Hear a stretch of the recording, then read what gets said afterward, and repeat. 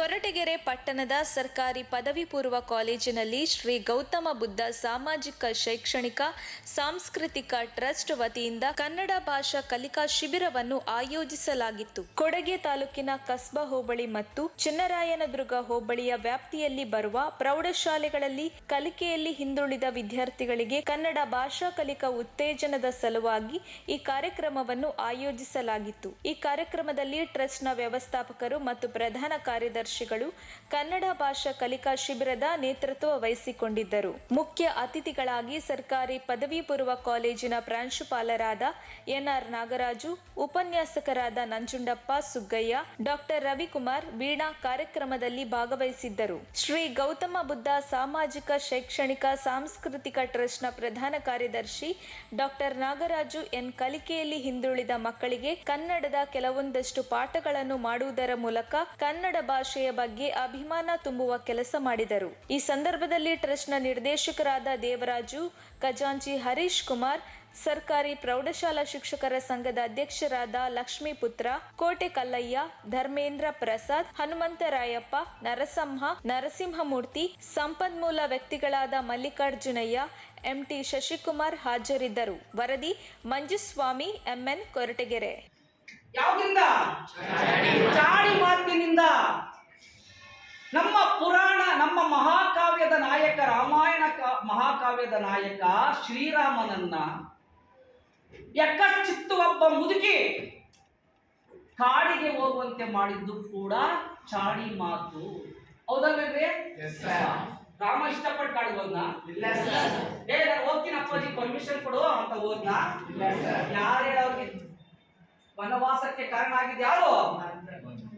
ಮಂತರೆಯ ಚಾಡಿ ಮಾತು. ಭರತನ ತಾಯಿಯಾದ ಯಾರಿಗೆ? ಕೈಕೆಗೆ ಚಾಡಿ ಮಾತು. ಈ ಆ ಒಂದು ಮಾತು ಒಂದು ಕಾವ್ಯವನ್ನೇ ಸೃಷ್ಟಿ ಮಾಡಿಬಿಡ್ತು. ದುರಂತ ಕಥೆ, ದುರಂತ ದುಃಖ ಆಗುತ್ತೆ. ಅದರಿಂದ ಯಾರ್ಯಾರಿಗೆ ನಷ್ಟ ಆಯ್ತು? ಮಹಾತಾಯಿಯಾದ, ಮಹಾಸಾಧ್ವಿಯಾದ, ಪತಿವ್ರತ ಶಿರೋಮಣಿಯಾದ ನಮ್ಮ ಕಥಾನಾಯಕಿಯಾದ ಸೀತೆಗೆ ತುಂಬಾ ತೊಂದರೆ ಆಯಿತು. ತನ್ನ ಬದುಕಿನಲ್ಲಿ ಏನೂ ತಪ್ಪು ಮಾಡದೇ ಇದ್ರು ಕೂಡ ಕೊನೆಗೆ ಅಗ್ನಿ ಪ್ರವೇಶ ಮಾಡಿಸಿದ್ದು ಕೂಡ ಒಂದು ಮಾತು. ಆ ರಾಜ್ಯದಲ್ಲಿ ಇನ್ನೇನು ವನವಾಸ ಮುಗಿಸ್ಕೊಂಡು ಬರ್ತಾ ಇರ್ತಾರಂತೆ, ಬಂದು ಚೆನ್ನಾಗಿರ್ತಾರಂತೆ. ಯಾವುದೋ ಒಂದು ರಾಮರಾಜ್ಯದಲ್ಲಿ ಒಂದು ನ್ಯಾಯ ತೀರ್ಮಾನ ಆಗ್ತಾ ಇರ್ತದೆ. ನ್ಯಾಯ ತೀರ್ಮಾನ ಆಗ್ತಾ ಇದ್ರೆ ಯಾರೋ ಒಬ್ಬನಿಗೆ ತನ್ನ ಹೆಂಡತಿ ಬಿಟ್ಟು ಹೋಗಿರ್ತಾರಂತೆ. ಹೇಳ್ತಾರೆ ಇಲ್ವಾ? ಏನ್ ಮಾಡ್ತಾರೆ? ನಿನ್ನನ್ನ ಕಳಿಸ್ತಾ ಇರೋದು ನಾವು ಚೆನ್ನಾಗಿ ಓದ್ಲಿ ಅಂತ. ನೋಡಿ, ಈ 8 ಜನ ಶಿಕ್ಷಕರ ಮಾತನ್ನ ದಿನ ಕೇಳಿದ್ರು ಕೂಡ ನಾವು ಸ್ಪಷ್ಟವಾಗಿ ಮಾತನಾಡಲ್ಲ. ತುಂಬಾ ಗೌರವಯುತವಾಗಿ ಮಾತಾಡಲ್ಲ. ಯಾರಾದ್ರೂ ನಮ್ಮ ಮನೆಗೆ ಬಂದ್ರೆ ಅತಿಥಿಯವರು, ಅಣ್ಣ ಬನ್ನಿ ಒಂದು ನಿಮಿಷ ಕೂತ್ಕೊಳ್ಳಿ, ಏನಾಗ್ತ ಎಲ್ಲೋ ಹೋಗಿದ್ದಾರೆ ಕೂತ್ಕೊಳ್ಳಿ, ಅಣ್ಣ ಎಲ್ಲೋ ಹೋಗಿದ್ದಾರೆ ಕೂತ್ಕೊಳ್ಳಿ, ಆ ಭಾವನೆಗಳಿದೆಯಲ್ಲ. ಇದು ನನ್ನ ಹೆಸರು ಕಾರ್ತಿಕ್. ನನ್ನ ಶಾಲೆಯ ಹೆಸರು ಪಟ್ಟಣ.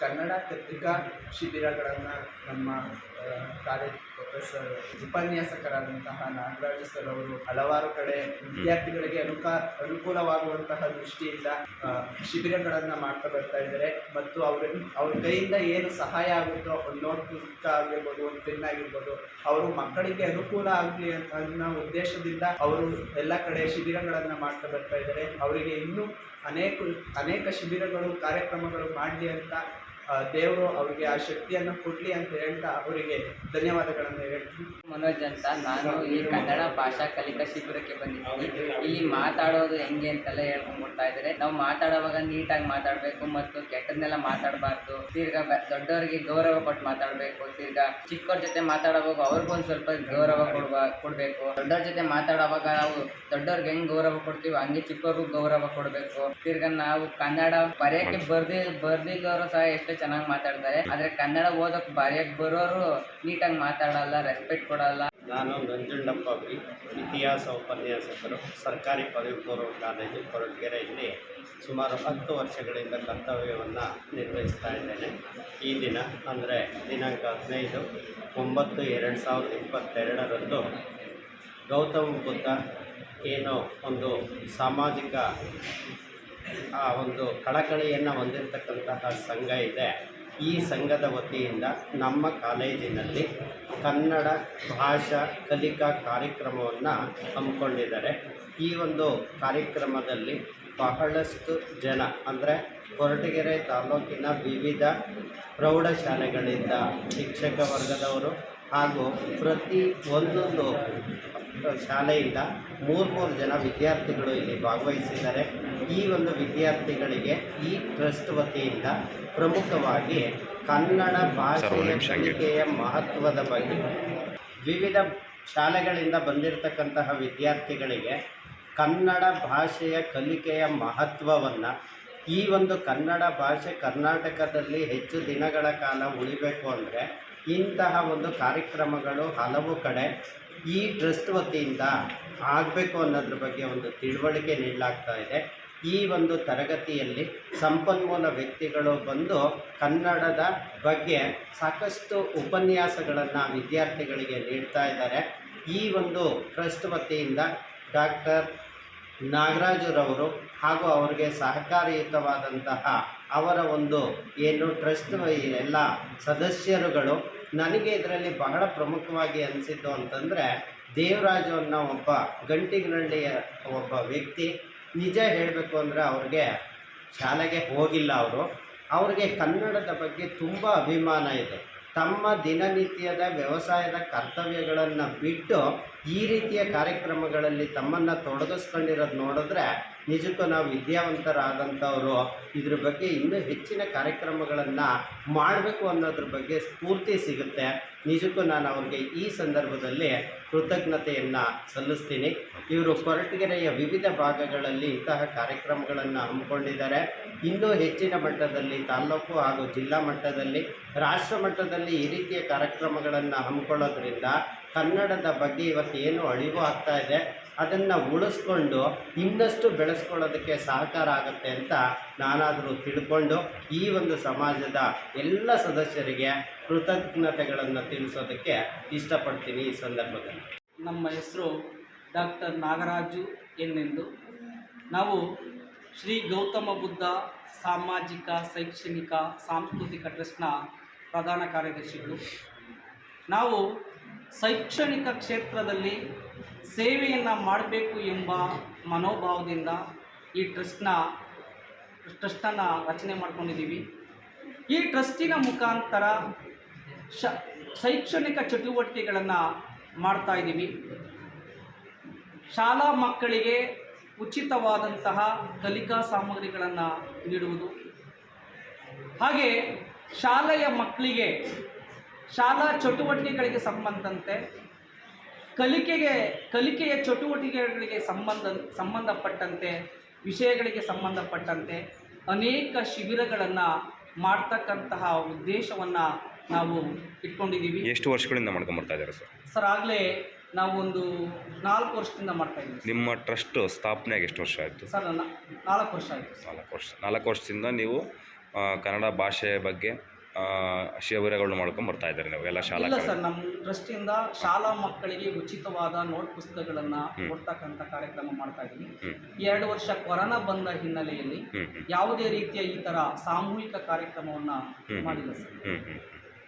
ಒಟ್ಟಾರೆ ಏನು ಈಗ ನಿಮ್ಮ ಕಾನ್ಸೆಪ್ಟ್ ಬಂದು ಮಕ್ಕಳಿಗೆ ಕನ್ನಡದ ಬಗ್ಗೆ ಅರಿವು, ನಾವು ಪರೀಕ್ಷಾ ದೃಷ್ಟಿಯಿಂದ ಮಕ್ಕಳಿಗೆ ಪರೀಕ್ಷಾ ದೃಷ್ಟಿಯಿಂದ ಹೊಸ ಒಂದು ವಾತಾವರಣವನ್ನು ನಿರ್ಮಿಸಿ ಅವರಲ್ಲಿ ಸ್ಫೂರ್ತಿಯನ್ನು ತುಂಬತಕ್ಕಂತಹ, ಉತ್ಸಾಹವನ್ನು ತುಂಬತಕ್ಕಂತಹ ಕಾರ್ಯವನ್ನು ಮಾಡಲಿಕ್ಕೆ ನಾವು ಹೊರಟಿದ್ದೀವಿ ಸರ್.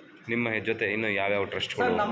ನಮ್ಮ ಜೊತೆ ನಮ್ಮ ಅಣ್ಣವರಾದ ದೇವರಾಜು ಸಹ ಇದ್ದಾರೆ. ಸದಾ ಈ ಶೈಕ್ಷಣಿಕ ಚಟುವಟಿಕೆಗೆ ಕಾರ್ಯಕ್ಕೆ ಸಂಬಂಧಪಟ್ಟಂತೆ ಸದಾ ನಮಗೆ ನಾವಿಬ್ಬರು ಕೂಡ ಒಟ್ಟಿಗೆ ಕಾರ್ಯಕ್ರಮವನ್ನ ಮಾಡ್ತಾ ಇದೀವಿ. ತುಂಬ ಸಹಕಾರವನ್ನ ನೀಡ್ತಾರೆ ಸರ್. ನಿಮ್ಮ ಹೆಸರು ಸರ್? ನಮ್ಮ ಹೆಸರು ಡಾಕ್ಟರ್ ನಾಗರಾಜು ಎನ್ನಂತೆ ಸರ್. ಇದು ನಮ್ಮದು ಗೌತಮ ಬುದ್ಧ ಶ್ರೀ ಶೈಕ್ಷಣಿಕ ಟ್ರಸ್ಟ್ ವತಿಯಿಂದ ನಾವು ವಿದ್ಯಾವಂತರಲ್ಲ, ನಾವು ವಿದ್ಯಾವಂತರು. ಏನೋ ನಮ್ಮ ತಮ್ಮರು ಏನೋ ಅವ್ರು ಸ್ವಲ್ಪ ವಿದ್ಯೆ ಕಲಿತು ಒಳ್ಳೆ ನಿಟ್ಟಿನಲ್ಲಿ ಒಳ್ಳೆಯ ವಿದ್ಯೆ ಕಲಿತು PhD ಮಾಡಿ ಡಾಕ್ಟರ್ ಪದವಿಯನ್ನು ಕೊಡ್ತು. ಏನೋ ನಮ್ಮದು ಅವರಿಂದ ನಾವೇನೋ ಒಂದು ವಿದ್ಯೆ ಕಲ್ತಿರೋದಕ್ಕೆ ಮಕ್ಕಳಿಗೋಸ್ಕರವಾಗಿ ನಾನೊಂದು ದಾರಿ ಹರಿಬೇಕಂತ. ಇದು ನಿನ್ನ ಸಪೋರ್ಟು ನಮಗೆ, ನಿನ್ನ ದೃಷ್ಟಿ ನಮ್ಮ ಜೊತೆಯಲ್ಲಿ ಇರಬೇಕಣ್ಣ. ಎಷ್ಟು ವರ್ಷಗಳಿಂದ ಮಾಡ್ಕೊಂಬರ್ತಾ ಇದ್ದಾರೆ? ನಾವು ಅಲ್ಲಿ ಒಂದು 4 ರಿಂದ 5 ವರ್ಷ ಆಯಿತು. ಏನೆಲ್ಲ ಕಾರ್ಯಕ್ರಮಗಳು ಮಾಡಿಸಿದ್ದಾರೆ ನಿಮ್ಮ ಅಣ್ಣವರು, ಸರ್, ನಿಮ್ಮ ತಮ್ಮವರು? ನಮ್ಮ ತಮ್ಮವರು ಮತ್ತು ಪ್ರೈಮರಿ ಸ್ಕೂಲ್ಗಳಿಗೆ ಕುರುಬೂರು ಗಂಟಿನಹಳ್ಳಿ ಸ್ಕೂಲು ಮತ್ತು ಗಂಟಿನಹಳ್ಳಿ ಕಾಲೋನಿ ಸ್ಕೂಲು ಮತ್ತು ಇಂಥ ಸ್ಕೂಲ್ಗಳಿಗೆ ಚಿಕ್ಕದಾಗಿ ಒಂದು ನೋಟ್ಸ್ ಬುಕ್ ಆಗ್ಬೋದು, ಒಂದು ಪೆನ್ ಆಗ್ಬೋದು, ಒಂದು ಮುಗಿ ಪುಸ್ತಕ ಆಗ್ಬೋದು, ಇಂಥ ಅಲ್ಲೇನೋ ಒಂಚೂರು ಕೊರತೆ ಇರ್ತೈತೆ ಮಕ್ಕಳಿಗೆ, ಕೆಳಮಟ್ಟದಂಥ ಅಂಥ ಸ್ಕೂಲ್ಗಳಿಗೆ ನಾವು ಉಚಿತವಾಗಿ ನಮ್ಮ ಟ್ರಸ್ಟಿನ ವತಿಯಿಂದ ನಮ್ಮ ಕೈಯಿಂದ ನಾವು ಕೂಲಿ ಮಾಡೋ ಜನ ಕೂಲಿ ಮಾಡಿ ಆದ್ರೂ ನಾನು ಸ್ವಲ್ಪ ಹಾಕಿ ಅವರು ಸ್ವಲ್ಪ ಹಾಕಿ, ಇನ್ನು ಯಾರನ್ನು ಕೊಡ ಅಂತ 10 ರೂಪಾಯಿ 50 ರೂಪಾಯಿ 100 ರೂಪಾಯಿ ಅಂತಾರ ಹತ್ರ ಇಸ್ಕೊಂಡು ಅದನ್ನು ಅಡ್ಜಸ್ಟ್ ಮಾಡಿ ನಮ್ಮ ಹತ್ರನೂ ಇರೋದನ್ನು ಕೂಲಿ ಮಾಡೋದನ್ನು ಅಡ್ಜಸ್ಟ್ ಮಾಡಿ ಈ ಥರ ಚಿಕ್ಕದಾಗಿ ಇನ್ನು ನಮ್ಮದು ಹೊಸದಿದೆ. ಈಗ ಇನ್ನು ಚಿಕ್ಕದಾಗಿ ಇನ್ನು 1ನೇ ಕ್ಲಾಸ್ಗೆ ಪ್ರಾರಂಭಕ್ಕೆ ಸ್ಕೂಲ್ಗೆ ಹೋಗ್ತಾ ಇದ್ದೀವಿ. ಆ ಥರ ಮಕ್ಕಳು ಹೋದಂಗೆ ಹೊಸ್ದಾಗಿ ಮಾಡ್ತಾಯಿದ್ದೀವಿ. ಅದಕ್ಕೋಸ್ಕರವಾಗಿ ಈಗ ನಮ್ಮ ಡಾಕ್ಟರ್ ನಾಗರಾಜ್ ಅವರು ಇಷ್ಟೇ ಹೇಳಿದ್ದು ನಾನು, ಅಣ್ಣ ನೀವು ನಮ್ಮ ಜೊತೆಯಲ್ಲಿ ಇರಬೇಕು, ನಮ್ಮ ಜೊತೆಯಲ್ಲಿ ಕೈ ಜೋಡಿಸ್ಬೇಕು ಅಂತ. ಸರ್, ನಾನಂತೂ ವಿದ್ಯೆ ಕಲ್ತಿಲ್ಲ, ನೀವು ವಿದ್ಯೆ ಕಲ್ತಿದ್ದೀರಾ, ನನಗೆ ತಿಳಿ ಹೇಳಿದ್ದೀರಾ.